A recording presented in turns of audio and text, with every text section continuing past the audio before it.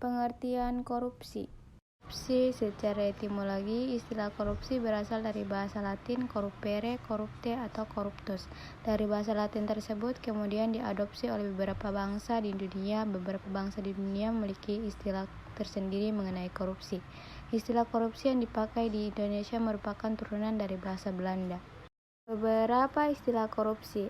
Korupsi busuk, palsu, suap. Korupsi suka menerima suap, menyalahgunakan uang atau barang milik perusahaan atau negara, menerima uang dengan menggunakan jabatan atau kebutuhan pribadi. Ada juga korupsi, kebejatan, ketidakjujuran, amoralitas, penyimpanan dari kesucian.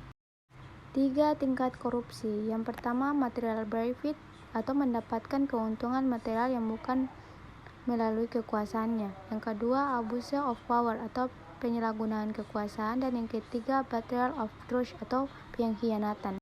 Pengkhianatan terhadap kepercayaan atau betrayal of trust. Pengkhianatan merupakan bentuk korupsi paling sederhana. Semua orang yang berkhianat atau mengkhianati kepercayaan atau amanat yang diterima adalah koruptor. Amanat dapat berupa apapun, baik material maupun non-material. Penyalahgunaan kekuasaan atau abuse of power. Abuse of power merupakan korupsi tingkat menengah, merupakan segala bentuk penyimpanan yang dilakukan melalui struktur kekuasaan, baik pada tingkat negara maupun lembaga-lembaga struktur lainnya, termasuk lembaga pendidikan tanpa mendapatkan keuntungan.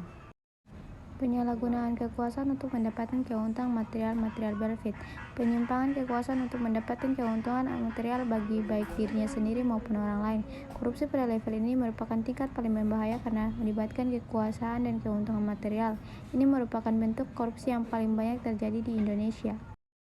Unsur-unsur yang dapat menentukan sesuatu dapat dianggap sebagai korupsi. 1. Secara melawan hukum. 2. Memperkaya diri sendiri atau orang lain. 3. Merugikan keuangan atau perekonomian negara. Salah satu hal yang mengapa di Indonesia korupsi semakin sulit diberantas karena korupsi sudah mendarah daging, sehingga perilaku korupsi sudah menjadi hal yang biasa dan bukan lagi dianggap sebagai penyakit yang harus segera disembuhkan. Dengan demikian semakin sulitnya membedakan mana perilaku korupsi dan mana yang bukan korupsi. Ibarat maling teriak maling.